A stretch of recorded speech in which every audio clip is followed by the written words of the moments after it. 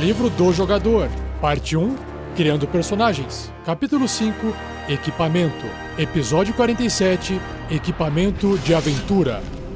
Regras do D&D 5e.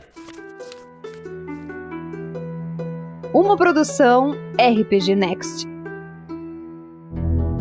Seja bem-vindo a mais um Regras do D&D 5e. Eu sou o Rafael47 e nesse episódio irei apresentar a você o que o livro do jogador do RPG Dungeons & Dragons 5ª edição diz sobre os equipamentos de aventura. É uma lista grande com vários pequenos objetos que eu vou descrever aqui para você.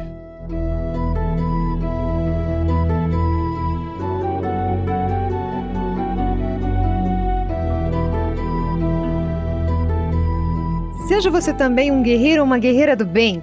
Para saber mais, conheça nossas metas e recompensas na campanha do Padrim em www.padrim.com.br/rpgnext.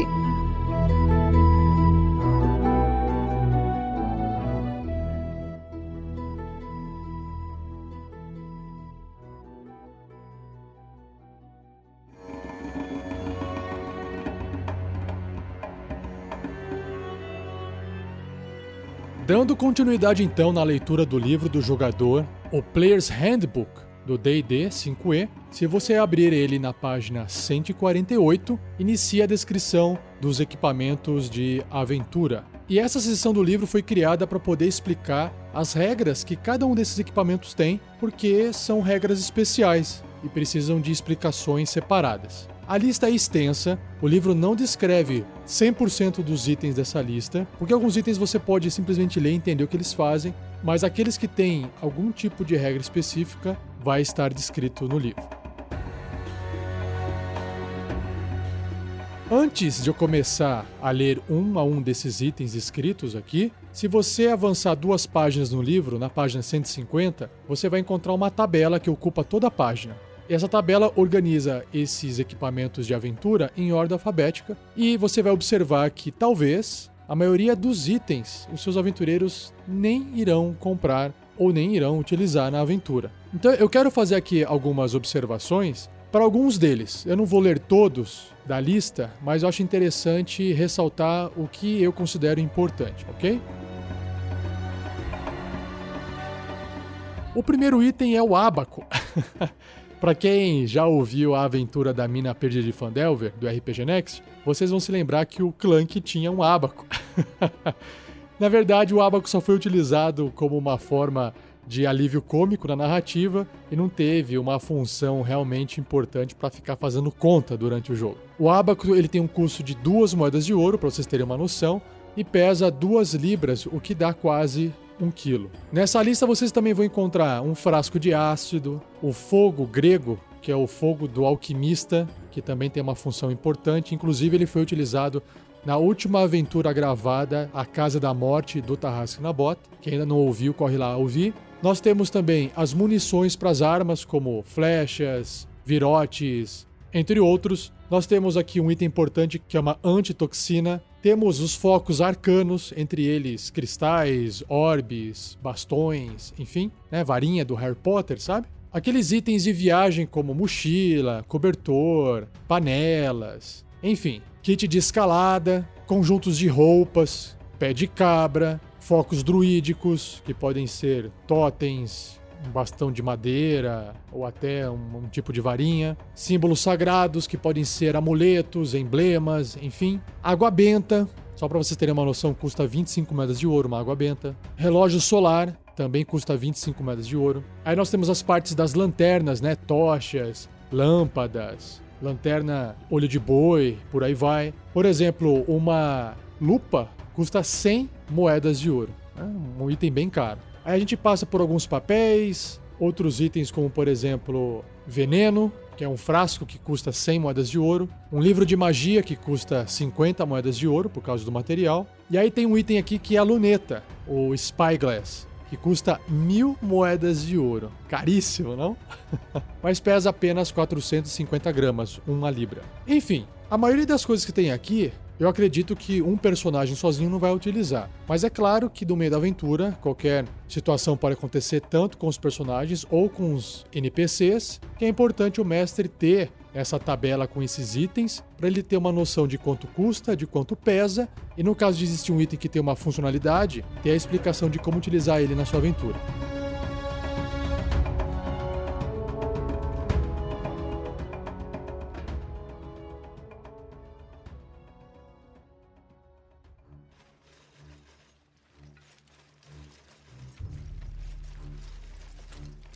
Então, o primeiro que ele descreve, ele pula o ábaco e vai direto pro ácido. Ele diz assim: usando uma ação, o seu personagem pode despejar o conteúdo desse vidro, que tem ácido, em uma criatura a até 1,5 metro de distância dele. Esse 1,5 metro é aquele um quadradinho. É como se ele estivesse fazendo um ataque. Ou arremessar esse vidro até 6 metros de distância, quebrando no impacto, claro. Em ambos os casos, o seu personagem deve realizar um ataque à distância contra uma criatura ou objeto, se ele estiver mirando no objeto. E vai tratar esse ácido como sendo uma arma improvisada. O que significa isso? Que não vai ter proficiência ao atacar com essa arma. Caso ele acerte o alvo, vai causar lá aquele dano de 1d4 de arma improvisada por causa do impacto. E aqui diz que se você acertar o alvo com o ácido, ele vai sofrer 2d6 de dano ácido, porque vai corroer aquela pessoa ou aquele objeto. Já o Alchemist Fire, que é o fogo alquímico, ele também é um líquido só que pegajoso e adesivo, né, que prende, que cola e inflama em contato com o ar. Usando uma ação, o seu personagem pode arremessar esse frasco até 6 metros de distância e ele vai quebrar com impacto. E aí o seu personagem realiza um ataque à distância contra uma criatura ou objeto, tratando esse fogo alquímico, esse frasco, como uma arma improvisada também. Em caso de sucesso nessa rolagem, o alvo que foi acertado pelo frasco vai sofrer 1d4 de dano de fogo no início de cada um dos turnos dele. Então aquilo lá grudou na criatura, tá pegando fogo nela, tá queimando, e aí essa criatura pode terminar, né, ou parar esse dano usando a ação dela para fazer um teste de destreza com dificuldade 10 para apagar as chamas. Basicamente, aquela criatura vai tentar, na vez dela, usar a ação para tentar pegar a mão, pegar um pedaço de pano e remover esse fogo alquímico que está queimando ela, certo? E precisa de uma habilidade, de destreza para fazer isso. O próximo item é a antitoxina, ou antídoto, né? Uma criatura que beber o líquido desse frasco, desse vidro, tem vantagem em teste de resistência contra venenos por 1 hora. Esse antídoto não confere nenhum benefício para mortos-vivos ou constructos, que são 2 tipos de criaturas, por motivos óbvios, porque eles estão mortos, né? Não são vivos. O interessante é que, como ele concede vantagem no teste de resistência contra venenos por 1 hora, significa que o seu personagem, quando for fazer um teste de resistência que tem que rolar um dado de 20 faces, ele vai rolar 2 dados e vai escolher o maior resultado. Ou seja, ele vai ter uma chance muito maior de conseguir resistir a um veneno que está afetando ele. O próximo item é o Arcane Focus, ou Foco Arcano. O que significa isso? Ele é um item especial. Pode ser uma orbe, um cristal, um bastão, um cajado especialmente construído, uma varinha mágica de madeira ou algum item semelhante, projetado para canalizar o poder de magias arcanas. Então, um feiticeiro, um bruxo ou um mago podem usar esse item como um foco de conjuração, conforme descrito no capítulo 10, que eu vou falar isso em episódios futuros. Lembrando que se o seu personagem arcano não possui um foco arcano para poder canalizar esse poder dele para fazer as magias, provavelmente ele estará usando um kit, uma bolsinha com componentes mágicos para poder fazer as magias, certo? Só para vocês terem uma noção, um cristal, por exemplo, aqui na tabela custa 10 moedas de ouro e pesa 1 libra, 450 gramas. Uma orbe custa 20 moedas de ouro e pesa 3 libras. Então você pensa, qual que é a vantagem de ter uma orbe ao invés de um cristal se a orbe é 2 vezes mais cara e 3 vezes mais pesada? Olha, aí é uma questão de roleplay, né? É uma questão de você escolher. Por que a orbe é mais cara? Porque a orbe é maior, então ela tem mais material, então ela tem um valor de mercado maior. Para efeitos mágicos não vai fazer diferença nenhuma. Sobre um bastão curto, né, um rod, ele pesa 2 libras, custa 10 moedas de ouro. Um bastão, como se fosse um bastão de madeira ou bem feito, né, aquele bastão do Gandalf, sabe, o staff, custa 5 moedas de ouro, ou seja, é o mais barato. Inclusive, ele não poderia ser utilizado como arma, porque uma arma é um quarterstaff. O staff ele é mais fino, ele é mais frágil e não tem eficácia para usar como arma, ok? E aí nós temos a varinha, que é a clássica, que custa 10 moedas de ouro e pesa 1 libra, que também são 450 gramas.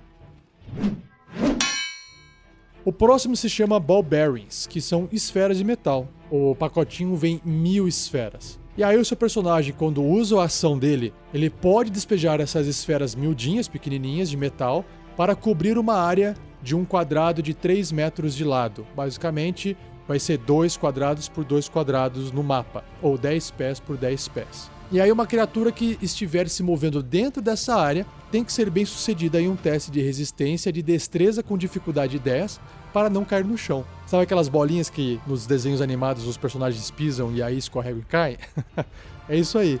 E uma criatura que mover por essa área cheia de bolinhas usando metade do deslocamento dela não precisa fazer o teste de resistência. Por quê? Porque ela está andando devagarinho, tomando cuidado para não escorregar, certo? Aí você tem que ver, na situação da aventura, se a criatura que vai entrar nessa área com essas bolinhas, se ela conseguiu enxergar ou não essas bolinhas. Por exemplo, tá de noite no escuro, e aí ela não tá enxergando, ou ela tem que fazer um teste de percepção. Também tem que pensar assim, eu joguei isso na grama. Pô, as bolinhas no meio da grama vão afundar, não vai fazer diferença, então não funcionam.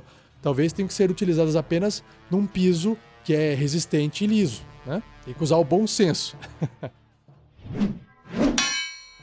O próximo se chama Block and Tackle, que é roldana e polia. Ou seja, é um conjunto de roldanas com um cabo entre elas e um gancho para fixar os objetos. A roldana e a polia permitem içar até 4 vezes o peso que você ergueria normalmente. Ou seja, seu personagem lá é forte e vocês precisam erguer uma grade que é muito, muito pesada e que o guerreiro mais forte de vocês não tem condições de levantar aquilo lá. Então vocês instalam essa roldana e polia e aí o guerreiro vai lá e puxa a corda, e a corda passa pela roldana e levanta do outro lado o portão, multiplicando a capacidade do peso que ele pode erguer em 4 vezes. Legal, né?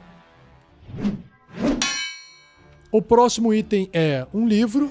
E um livro custa 25 moedas de ouro. Olha só o valor alto de um livro, que legal. E claro que ele pode conter poesia, relatos históricos, informações relativas a um campo particular de sabedoria, né, tipo um livro teórico, diagramas e notas sobre engenhocas gnômicas, por exemplo, ou qualquer outra coisa que possa ser representada usando texto ou imagens. Um livro com magias é um grimório, também descrito nessa seção.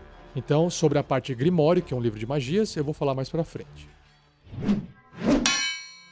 O próximo item se chama Caltrops, que são straps. O que são straps? São pecinhas pequenas pontiagudas que têm 4 pontas, que 3 param no chão e uma fica pra cima. São pequenininhas, coisas espinhudas. Então, é um saquinho que contém várias delas. Usando uma ação, seu personagem então pode espalhar esse saquinho cheio de straps e cobrir uma área de um quadrado de 1,5 metro de lado, ou seja, um quadradinho de tabuleiro ali no mapa que tem 5 pés por 5 pés. Qualquer criatura que entrar nessa área deve ser bem sucedida em um teste de resistência de destreza com dificuldade 15. Se ela falhar nesse teste, significa que ela vai pisar num desses negocinhos e vai perfurar o pé. Então ela vai sofrer 1 de dano perfurante. E aí, até que a criatura recupere pelo menos 1 ponto de vida, o deslocamento dela de caminhada é reduzido em 3 metros porque aquilo lá machucou o pé dela e ela fica com aquilo enterrada no pé ou fica muito machucada e não consegue andar direito. Fica mancando ao andar. Uma criatura que se mover pela área usando metade do deslocamento não precisa fazer o teste de resistência. Então, esse aqui é parecido com as esferas de metal, com a diferença de que a esfera de metal faz a criatura cair no chão, e os straps causam de dano, mas esse 1 de dano não é o mais importante. O mais importante é reduzir o movimento da criatura em 3 metros. O próximo item é a vela, Candle. E por 1 hora, uma vela consegue emitir luz brilhante num raio de 5 pés, ou seja, 1,5 metro, e penumbra por mais 1,5 metro no máximo. Então, vela é uma coisa bem barata e é interessante você entender o quanto uma vela é capaz de iluminar. O próximo item se chama Case. Case é um estojo, né? De Crossbow Bolt, que são os virotes para bestas. Então, esse estojo é feito de madeira e ele pode armazenar até 20 dardos para a sua besta. O próximo item também é um case, só que para mapas e pergaminhos. Ele é feito de couro, cilíndrico e pode armazenar até 10 folhas enroladas lá dentro, de papel ou 5 enroladas feitas de material de pergaminho. E qual que é a vantagem disso? É que você protege aquelas folhas de explosão de fogo, de cair na água e molhar, desse tipo de adversidade. O próximo item se chama Chain. Chain é corrente. E uma corrente ela tem 10 pontos de vida, 10 pontos de HP. Ela pode ser rompida com um teste bem sucedido de força com dificuldade 20.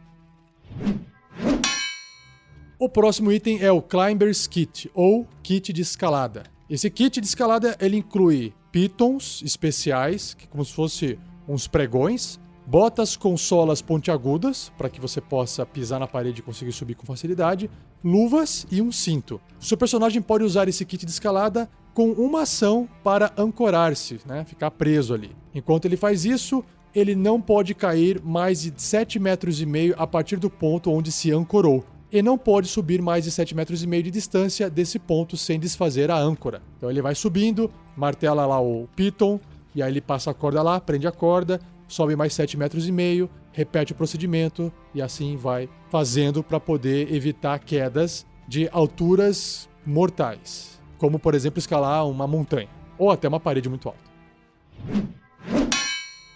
O próximo item é o Component Pouch, que é a bolsa de componentes. Lembra que eu comentei desse item no caso do seu personagem não possuir um foco arcano? Então ele trata-se de uma pequena bolsa de couro à prova d'água que pode ser fixada em um cinto. Ela possui compartimentos para armazenar todos os componentes materiais e outros itens especiais que o seu personagem precisa para lançar as magias, exceto os componentes que possuem um custo específico. Então, se você for ver uma magia e na magia descrever, você precisa de um diamante de 50 moedas de ouro, aquele diamante especificamente não está dentro dessa bolsa de componentes. Não vem junto desse kit. Apenas, precisa aqui de pó de aranha de não sei da onde. E aí, esse tipo de material que não tem um custo material envolvido, ele já é considerado existir dentro dessa bolsa de componentes. Porque, afinal de contas, isso aqui é um jogo de RPG e não é a vida real. O próximo item é o Crowbar, que é o pé de cabra. Quando o seu personagem usa um pé de cabra, ele passa a ter vantagem num teste de força, onde o pé de cabra vai aplicar alavanca para poder abrir alguma coisa. Então, abrir uma porta, abrir uma caixa, onde fizer sentido usar o pé de cabra para fazer essa alavanca, você tem vantagem no teste de força. O próximo item é o Druidic Focus, que é o foco druídico. Um foco druídico pode ser um ramo de visco ou azevinho, plantas, uma varinha ou cetro de teixo ou de outra madeira especial, um cajado esculpido de uma árvore viva ou um totem adornado com penas, peles, ossos e dentes de animais sagrados. E um druida pode usar tal objeto como um foco de conjuração, que também eu vou descrever isso lá no capítulo 10 para as magias. Próximo item, Fishing Tackle, que é equipamento de pescaria, para quem curte pescar. É um kit que inclui uma vara de pesca de madeira, linha de seda, boias de cortiça, anzóis de aço, chumbadas ou chumbinhos, iscas e rede de pesca. É isso aí, para quem curte pescar dentro do RPG.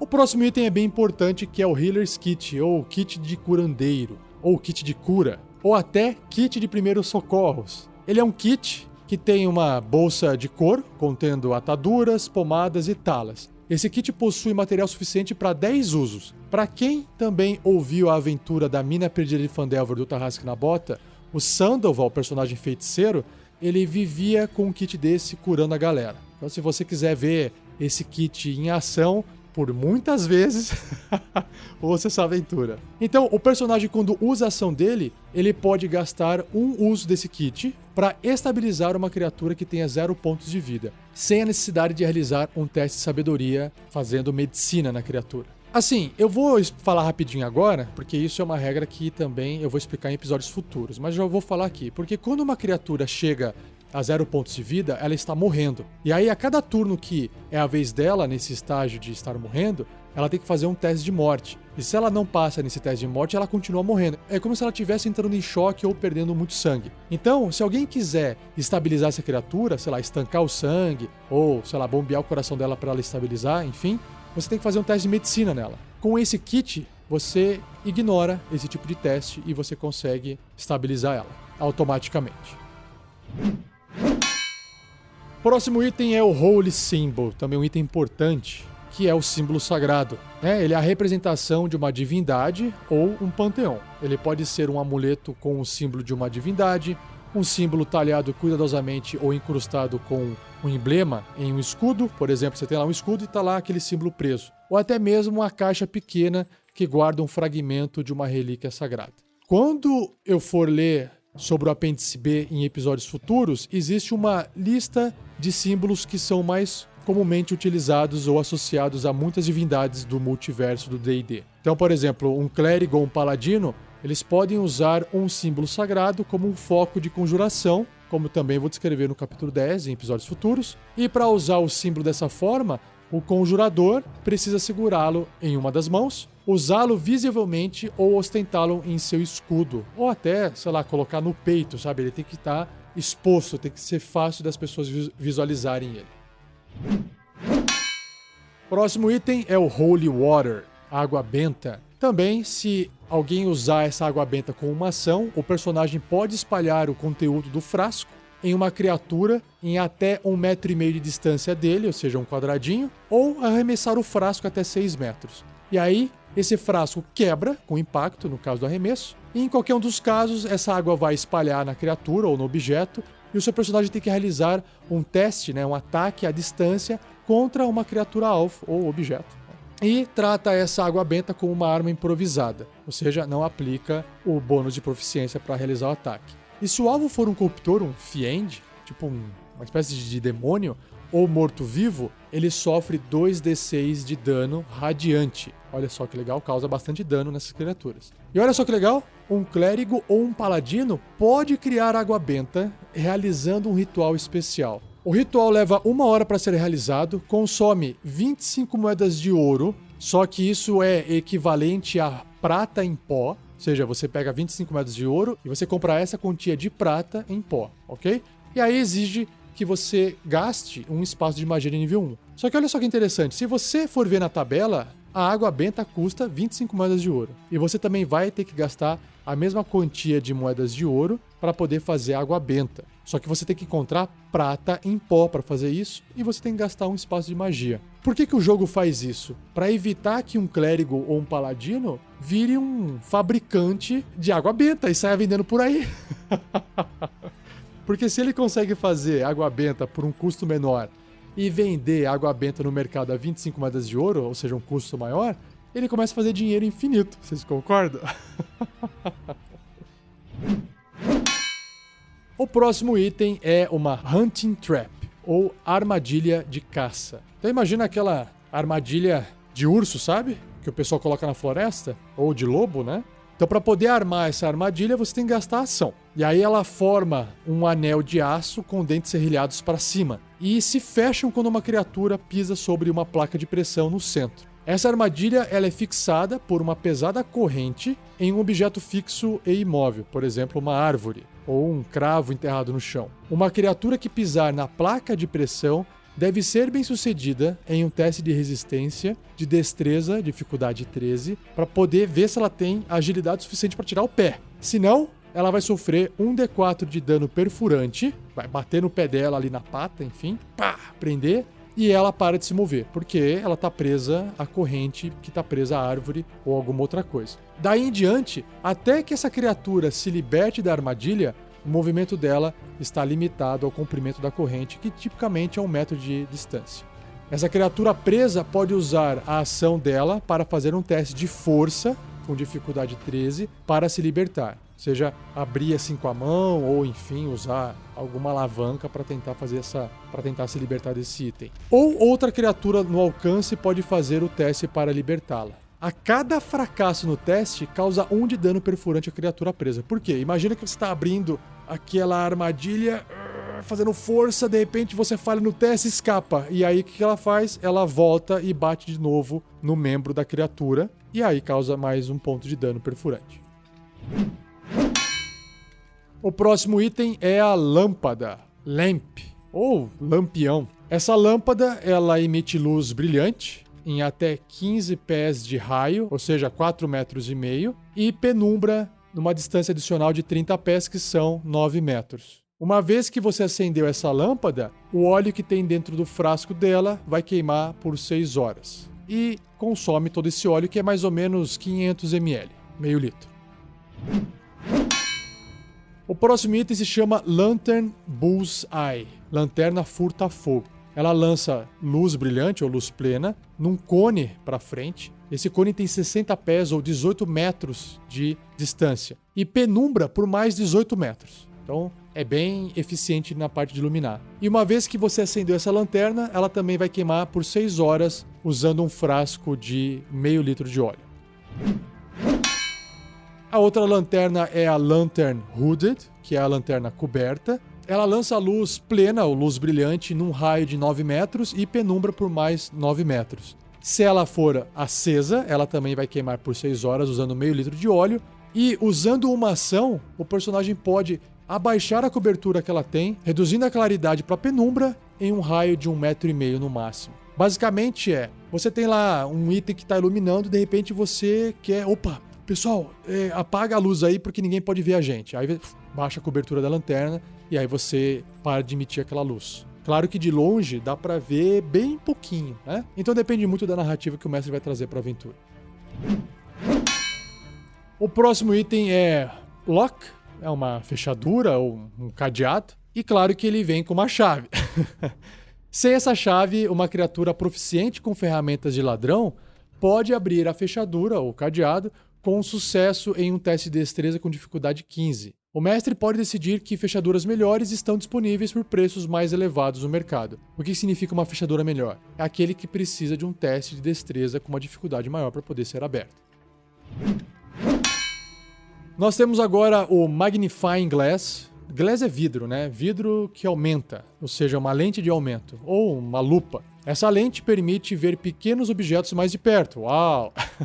Ela também é útil como um substituto da pederneira e isqueiro para acender fogo. Quem nunca usou uma lente de aumento, uma lupa, colocou contra o sol e fez o sol ficar pequenininho numa folha de papel para poder atear fogo nele? Se você nunca brincou disso, está perdendo. É extremamente divertido. Usar uma lupa para acender o fogo necessita de luz tão brilhante como a luz do sol para focar, um pavio e cerca de 5 minutos para poder conseguir acender alguma coisa. Uma lente de aumento concede vantagem em qualquer teste de habilidade feito para avaliar ou inspecionar um item que é pequeno ou muito detalhado. Claro, porque o item está aumentando os detalhes daquele objeto. Então, resumindo, ele serve tanto para acender uma fogueira, se tiver luz forte como o sol, ou para fazer um teste com vantagem para observar detalhes, investigar detalhes numa cena ou um objeto. Nós temos agora Manacles, que são algemas. Essas algemas de metal podem prender uma criatura pequena ou média. Escapar dessas algemas exige um teste de destreza com dificuldade 20. Quebrá-las exige um teste de força de dificuldade 20. E cada conjunto de algemas vem também com uma chave. Sem a chave, a criatura proficiente com ferramenta de ladrão pode tentar abrir a fechadura das algemas com sucesso de destreza, dificuldade 15. E também as algemas têm 15 pontos de vida, se você quiser bater nela para quebrar. E eu também acho que aqui vale aquela regra do cadeado, da fechadura, que podem existir no mercado algemas de melhor qualidade que vão ter uma resistência maior a serem destrancadas ou até serem arrebentadas. Nós temos agora o Mess Kit, que é o kit de refeição. É uma caixa de metal que contém um copo e talheres simples. Essa caixa ela se desmonta no meio. Um lado pode ser utilizado como uma panela para cozinhar e o outro pode ser usado como um prato ou uma tigela rasa. Então é um kit bem interessante para você poder fazer as suas comidas durante as suas aventuras. O próximo é um item bastante útil, que é o óleo, né, usado em várias situações. E o óleo geralmente vem em um frasco de argila que contém meio litro. Usando a ação, ele pode espirrar o óleo desse frasco em uma criatura que esteja até 1,5 metro de distância dele, ou seja, um quadradinho de distância, ou arremessar o frasco até 6 metros de distância e que vai quebrar com impacto. O seu personagem então faz a mesma coisa que eu já falei de todos os outros frascos. Ele faz um ataque à distância contra uma criatura ou objeto, você trata esse óleo como uma arma improvisada, e aí com sucesso, o alvo é coberto de óleo. E se esse alvo sofrer qualquer dano flamejante antes do óleo secar, que é mais ou menos 1 minuto, a criatura sofre 5 de dano flamejante adicional pela queima do óleo. Então, de repente, lá, você tirou uma flecha com fogo, ele vai sofrer 5 de dano a mais. Você jogou uma bola de fogo ou fez uma mãos flamejante em cima dele, também ele vai sofrer mais fogo, né? Mais dano por fogo. Ou se você empurrar ele em cima de uma lareira, enfim, ele pode atear fogo e sofrer esse dano. O que mais? O personagem também pode derramar um frasco de óleo no chão para cobrir uma área de um quadrado de 1,5 m por 1,5 m, ou seja, um quadradinho de 5 pés, desde que a superfície esteja nivelada, senão o óleo vai escorrer. Se aceso, esse óleo vai queimar por 2 rodadas e vai também causar 5 pontos de dano de fogo a qualquer criatura que entrar na área ou terminar o turno dela dentro dessa área. E uma criatura pode sofrer esse dano apenas uma vez por turno. Ou seja, não adianta ficar tirando ela e colocando de volta no fogo, que ela não vai ficar sofrendo 5 de dano toda vez. Isso é para poder evitar esses jogadores espertinhos que gostam de fazer aí quebras das regras para poder matar, sei lá, um vilão super poderoso porque fez o vilão entrar e sair 300 vezes desse óleo pegando fogo.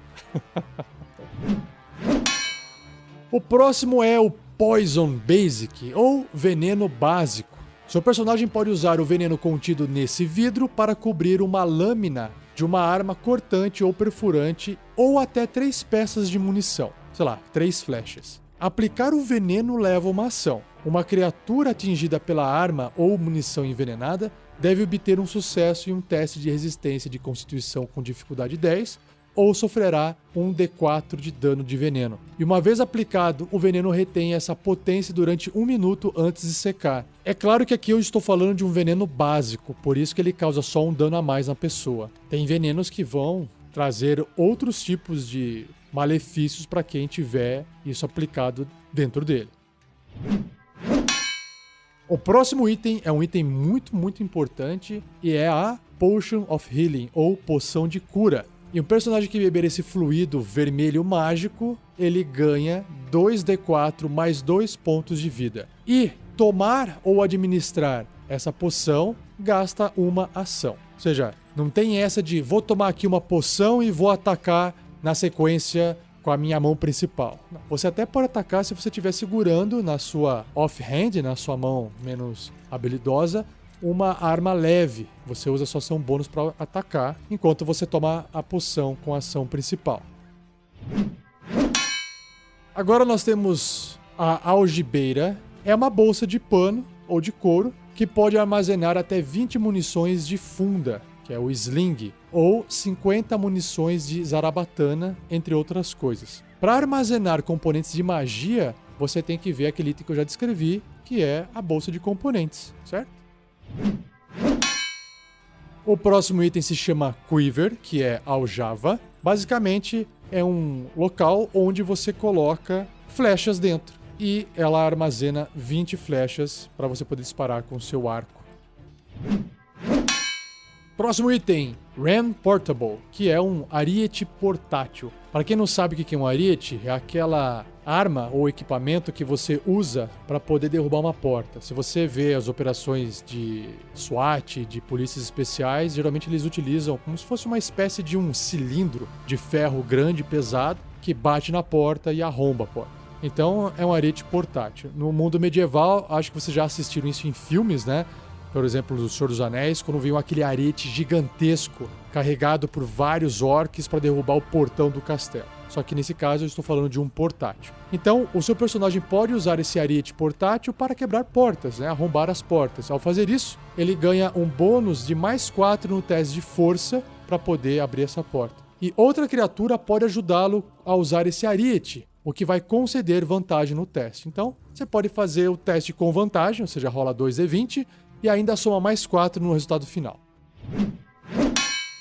O próximo item é muito importante também, que são as rations, que são rações de viagem. Rações de viagem consistem em alimentos desidratados adequados para viagens longas, incluindo carne seca, frutas secas, bolachas e nozes. Por que é importante isso? Porque o seu personagem não pode viver a vida de aventura dele sem comer. Ou ele vai ter que caçar, ou ele vai comer uma ração de viagem. Senão ele vai começar a ter que fazer teste de exaustão e vai acumular pontos de exaustão se ele não passar no teste, o que pode levar ele à morte. E só para vocês terem uma noção de preço, uma ração não é cara, é tipo uma refeição, ela custa 5 moedas de prata. E isso alimenta o personagem por um dia. No entanto, são 2 libras de peso, ou seja, 900 gramas de comida desidratada. Então, a hora que você coloca água nisso, fica um volume grande para você poder carregar na sua aventura. E como o item de água não está descrito na lista, porque água é água, só para você saber que o Water Skin é aquela pele que as pessoas colocam água dentro, sabe? E esse Water Skin, ele custa barato, ele custa 2 moedas de prata, só que ele pesa 5 libras se tiver cheio d'água, ou seja, quase 2,5 kg. Ele armazena mais ou menos uns 2,5 litros de água. Então vocês vão somando esses quilos, pouquinho, 1 quilo aqui, 1 quilo lá, e o seu personagem vai ficando com uma carga de equipamentos pesada, então tome cuidado. E eu vou falar mais sobre essa questão da regra de carregar itens e andar e se deslocar em episódios futuros. Continuando, nós temos aqui a corda, rope. E ela também é muito útil porque a gente pode fazer várias coisas com a corda, né? E ela é feita do quê? De cânhamo ou de seda. Ela tem 2 pontos de vida e pode ser arrebentada com um teste de força de dificuldade 17. E claro que você pode usar cordas de tamanhos diferentes, mas o padrão é de que a corda tem 50 pés, o que equivale a mais ou menos 15 metros de comprimento. A corda de cânhamo custa 1 moeda de ouro e a corda de seda custa 10 vezes mais, 10 moedas de ouro. É porque a de cânhamo pesa 2 vezes mais. Ela pesa 10 libras, ou seja, 4,5 kg. Enquanto a de seda vai pesar metade disso. Então você vai ter que gastar mais dinheiro se você quiser que o seu personagem fique mais leve. Próximo item é a balança de mercador, Scale Merchants. Trata-se de uma pequena balança, pratos e um sortimento adequado de pesos de até 1 kg. E com ela, o seu personagem pode medir o peso exato de pequenos objetos, como metais preciosos, brutos ou bens comerciais para ajudar a determinar o valor deles. Próximo item, também bem importante, é o Spellbook, ou Grimório, um livro de magias. Essencial para magos, um Grimório é um volume encadernado em couro, com 100 páginas de pergaminhos em branco, adequado para armazenar magias. Então, se você quiser saber mais sobre esse item, eu sugiro você ouvir o episódio sobre a classe Wizard, que é o mago do D&D 5e. O próximo item é o Spyglass, que é a luneta, aquele item de 1000 moedas de ouro que eu citei. E, claro que você vai usar essa luneta para poder observar vários objetos que serão ampliados até o dobro do seu tamanho.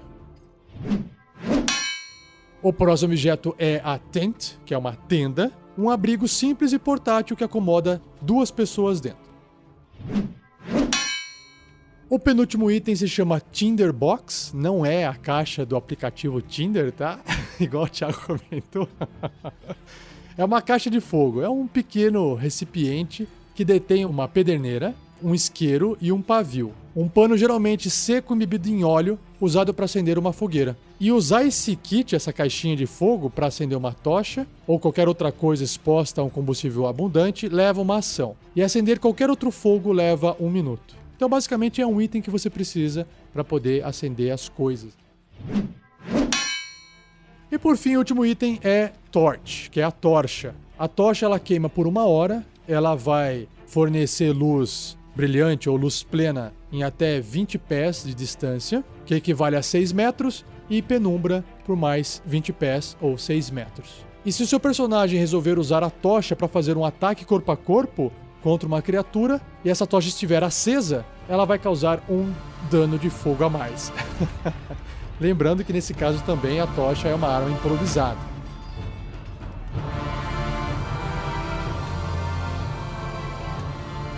Bom, terminei aqui a descrição dos principais itens daquela tabela, só que o livro ainda apresenta mais 2 coisinhas, que são importantes também. Ele tem um box de informação que apresenta os equipamentos packs, que são os pacotes de equipamento, que basicamente é o equipamento inicial que o seu personagem recebe quando a classe dele inclui uma coleção de equipamentos úteis para se aventurar. Então, ao invés de você comprar itens separados, você compra um kit. porque aí já vem vários itens juntos. E aí o conteúdo desses pacotes está listado nessa área do livro. Então, se o seu personagem for comprar esse equipamento inicial, ele pode adquirir um pacote pelo preço apresentado, o que pode ser mais barato do que comprar os itens de forma individual.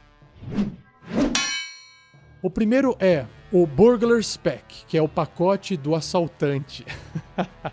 Custa 16 moedas de ouro. Então, vem uma mochila, um saco com aquelas 1000 esferas de metal, 3 metros de linha, um sino, 5 velas, um pé de cabra, um martelo, 10 pitons, que são aqueles pregões, uma lanterna coberta, 2 frascos de óleo, 5 dias de rações, uma caixa de fogo e um cantil de água. E o kit também possui 15 metros de corda de cânhamo amarrada ao lado dele. Reparem que esses 3 metros de linha e um sino devem ser utilizados para ele poder fazer algum tipo de aviso caso alguém esteja chegando perto de onde ele está escondido ou dormindo.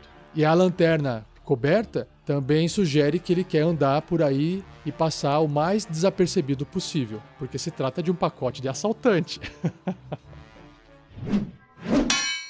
O próximo pacote é o Diplomat's Pack, o pacote de diplomata. Custa 39 moedas de ouro. Inclui um baú, 2 caixas para mapas ou pergaminhos, um conjunto de roupas finas, um vidro de tinta, uma caneta tinteiro, uma lâmpada, 2 frascos de óleo, 5 folhas de papel, um vidro de perfume, porque não pode faltar, parafina e sabão. Eu fico imaginando, né? É realmente para aquele cara que vai escrever cartas de diplomacia, então ele precisa de tudo isso. Um baúzinho para guardar as coisas e por aí vai. Próximo pacote, o pacote de aventureiro, que é o Dungeoneer's Pack. Esse aqui é o mais comum, né? Inclui uma mochila, um pé de cabra, um martelo, 10 pitons, 10 tochas, uma caixa de fogo, 10 dias de rações e um cantil. E o kit também tem 15 metros de corda de cânhamo amarrado ao lado dele. O bom desse kit é que ele tem 10 dias de rações. Então ele permite que a pessoa já comece viajando logo de cara, sem se preocupar com a comida. O próximo kit é o Entertainer's Pack, que pode ser traduzido como o pacote do artista. Custa 40 moedas de ouro, inclui uma mochila, um saco de dormir, 2 fantasias, 5 velas, 5 dias de rações, um cantil de água e um kit de disfarce. Para quem ouviu A Mina Perdida de Phandelver nas aventuras do Tarrasque na Bota, o Verne Veron usava esse pacote de artista.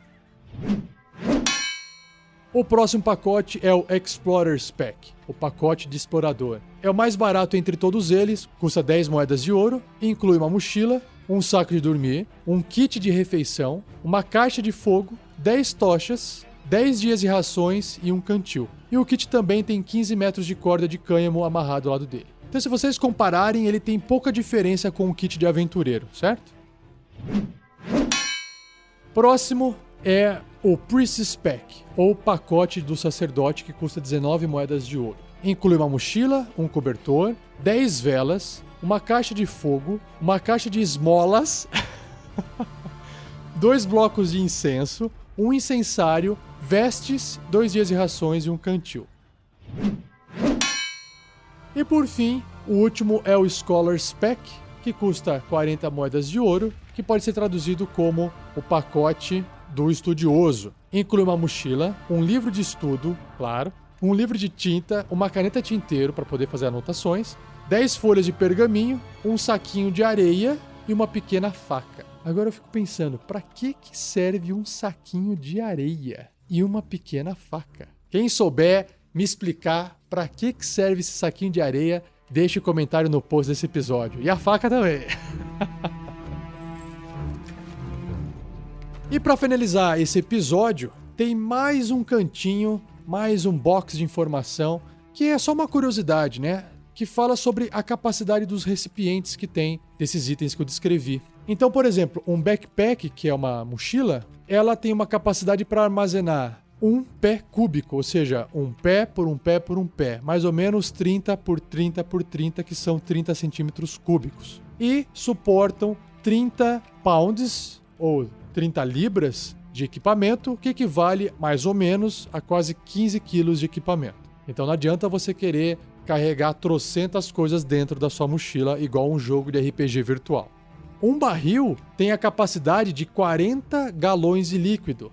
Então, para converter aqui, isso vai dar mais ou menos 160 litros. E o volume dele é de 1,2 metros cúbicos. Ou seja, se você quiser guardar alguma coisa sólida dentro, ele tem esse espaço. Um outro item é o basket, que é o cesto. Ele tem um espaço de 60 centímetros cúbicos e também suporta 20 quilos de equipamento. Já a garrafa, uma garrafa comum, é uma garrafa de vinho, né? 750 ml de líquido.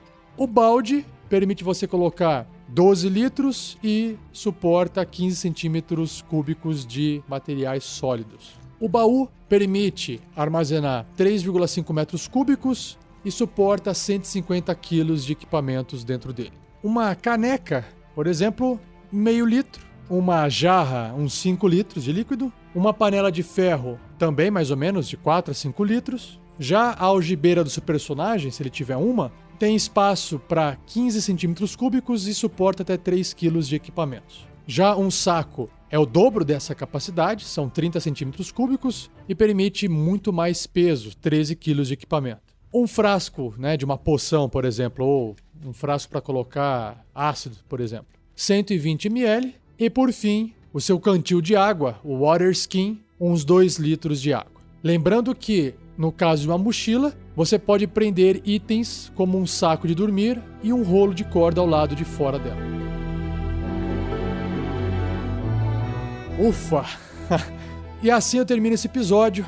Espero que você tenha gostado. Ele foi um pouco longo porque descreve itens bem específicos, mas eu acho legal também passar por isso porque eu imagino que muita gente tenha preguiça de ler esses itens. Nem uso e tal, e agora você ouvindo, eu espero que facilite você a usar esses itens nas suas aventuras. Não se esqueça de compartilhar se você gostou. Continue a discussão desse cast no post do episódio. E se você assina o nosso feed do iTunes, passe lá e faça um comentário. Se puder deixar 5 estrelinhas ou o que você achar que vale o nosso podcast, vai ajudar bastante a ele ser encontrado por outras pessoas que gostam do mesmo assunto. E claro, não perca o próximo episódio, onde irei abordar sobre as ferramentas, montarias e veículos do D&D 5e. Beleza? Muito obrigado, um abraço e até o próximo episódio.